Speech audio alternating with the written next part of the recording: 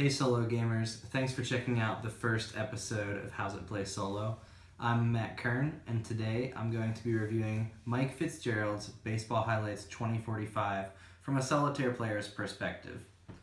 Baseball Highlights is a 1 to 4 player deck building game, but the heart of the game is 2-player. So today I'm going to give you an overview of the game itself. I'm going to quickly show you how 2-player works, and then I'm going to show you how it plays solo. In the world of Baseball Highlights 2045, baseball games have been shortened to 6 innings, and the lines between man and machine have started to blur.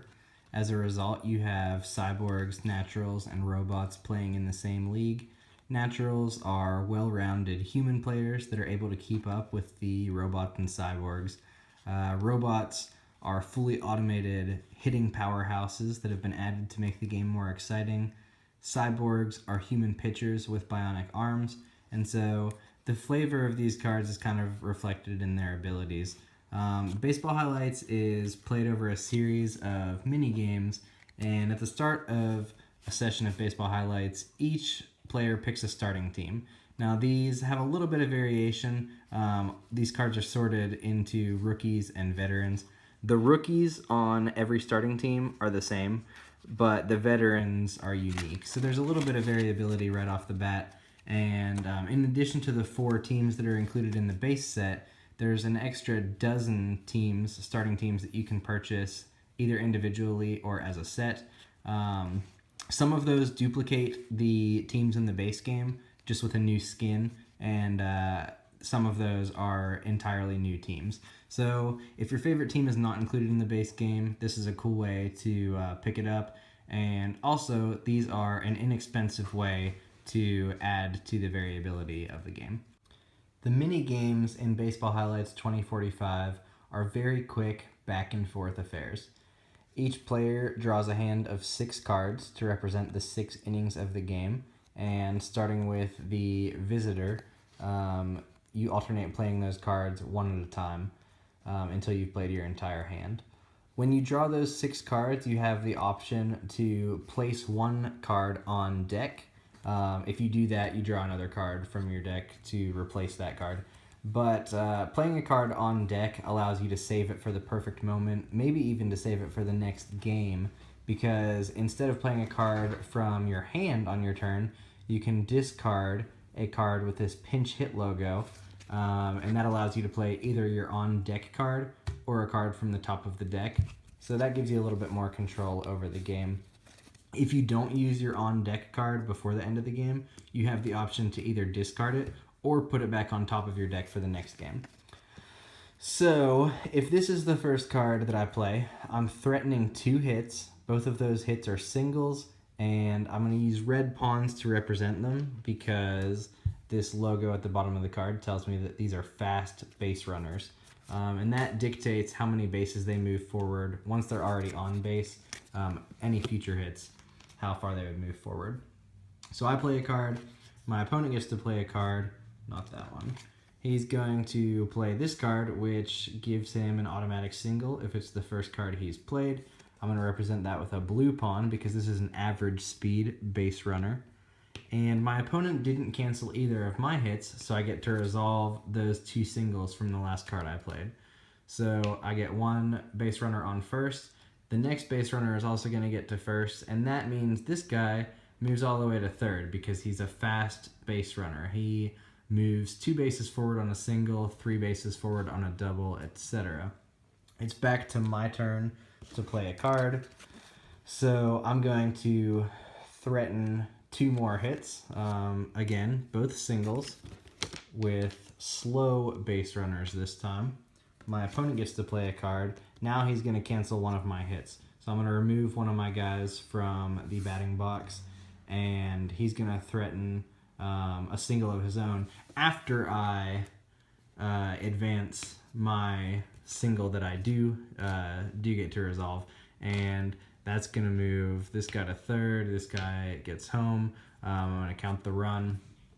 And you keep on playing in this back and forth manner until you've played all of the cards in your hand, and whoever has the most runs scored after that period is the winner of the game. Now, where the game gets really interesting is after the mini game, you total up the number in the green circles on all of the cards that you've played over the course of that game. So I've got 1, 3, 6, 8, 9. Okay, I have 9 revenue to hire free agents from the free agent deck. And these are more powerful cards than what I have in my starting team. So this guy has a cool ability where he can remove 2 runners from base. He doesn't, he's not a very offensive card. He doesn't threaten any runs, but he provides 4 revenue in the next game. I can hire him for 5 money. I have 9, so I have enough to hire him. One cool thing is that I get to put him on top of my deck. A lot of deck builders, any cards that you acquire go to your discard. This guy goes right on top of my deck, so I get to use him in the next game. One really interesting thing about acquiring new cards in this game is that every time I hire a new free agent, I have to choose one of my players from the previous game to send back to the minor leagues, which is a thematic way of saying that you have to trim that card from your deck. So your deck always stays the same size, and it's normally a pretty interesting choice choosing what card you want to get rid of. Because while I'd like to keep this guy around because of the 3 revenue that he provides me, he doesn't threaten any hits on offense. Whereas this player, who's kind of on the lower end of the revenue spectrum, threatens 2 hits every time he's at bat. So, that's a good reason to keep that card around. Another really interesting thing is that the player with the lowest revenue from the previous game gets to choose who buys cards from the free agent lineup first. And the chosen player buys all of their cards, and anytime you buy a card, you replace that card in the lineup. But the second player gets to see every single card that you buy, and they can kind of tailor their choices accordingly. They know that you're going to be threatening those cards in the next game. So if I buy this card that cancels all hits versus a robot, you might not want to buy a powerful robot card because you know that I've got this secret weapon. Whereas if I buy a really cool natural player, they might be tempted to buy this card that cancels all hits against a natural. So it's really cool to see what your opponent buys, kind of tailor your choices based on that. In a 2-player game, you complete 3 mini games, adding new free agents to your team between each game. After those 3 games, you play a 7-game World Series. In between each of those games, you're still adding new free agents to your deck, and the first player to win 4 World Series games wins the game overall. The solo game plays very similarly. You play against an automated opponent whose starter team is actually constructed of 15 cards from the free agent deck.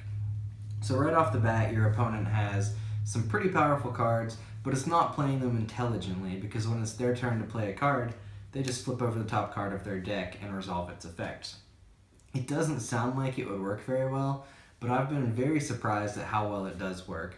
There are so many times when I will have 2 runners on base and the automated player will flip over a card that removes 2 base runners with a double play. Or I'll be threatening a home run with bases loaded and I flip over the opponent's card and they cancel 1 hit. So it really works pretty well. It's a lot of fun to play. You only play the 7-game World Series. You don't play any mini games leading up to that, but you do complete a number of buy rounds by yourself. So with your starter deck, you just draw 6 cards, you purchase free agents following the normal rules, send players back to the minor leagues, and the number of buy rounds that you play can be scaled to adjust the difficulty of the game. 2 is like a pretty good challenge if you play 2 buy rounds before you start that 7-game World Series. 4 is a lot easier, and it's kind of a good way to learn the game.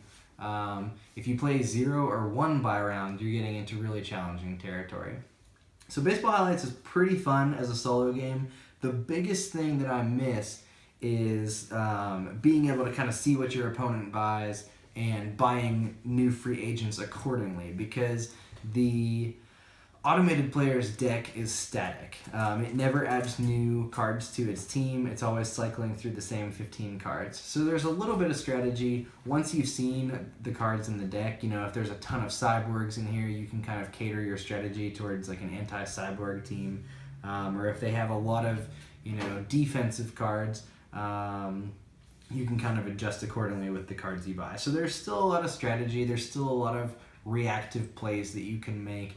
But that's the biggest element that's missing from the two-player game, is kind of reacting to the cards your opponent buys and is threatening the next game. It's a little bit more random, but it's still a lot of fun. If you're interested in baseball, it's a very thematic game. If you have other players in your group that are interested in the theme and are thinking about picking this up with the promise of being able to play solo, I highly encourage it. Baseball Highlights 2045 is a great game. Check it out.